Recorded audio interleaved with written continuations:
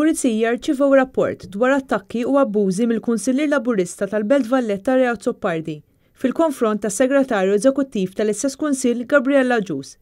F'diversi posts fuq Facebook, Azzopardi jinfexxi attakka u jagħti fastidju lil Agius. Saħansitra tella wkoll video fejn fih qed jirredikola lis-Segretarju Eżekuttiv tal-Kunsill Lokali tal-Belt Valletta. Jidher li Gabriella Agius li uffiċjal pubbliku insistit mal-Pulizija li dawn l-attakki u abbużi min-naħa tal-Kunsillier Laburista Ray Azzopardi ilhom għaddejjin għal 7 snin. Huwa mifhum li dan l-atteġġament beda minħabba miżuri li ħadet li ma niżlux tajjeb ma' Azzopardi. Dawn l-abbużi qed joħolqu tensjoni kbira fuq il-Kunsilliera tal-Belt Valletta.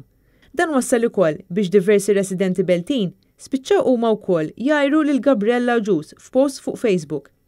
Fis-snin passati kienu saru diversi attakki mill-istess Ray Azzopardi kemm fuq is-Sindku Dingley, fuq is-Segretarju Eżekuttiv tal-Kunsill Lokali, kif ukoll fuq kunsilliera oħra sħabu. Il-Minority Leader Laburista Norman Shaw fi frar li għadda kien iddeskriva lil Azzopardi bħala l-buffu fiċ-ċentru ta' ċirku.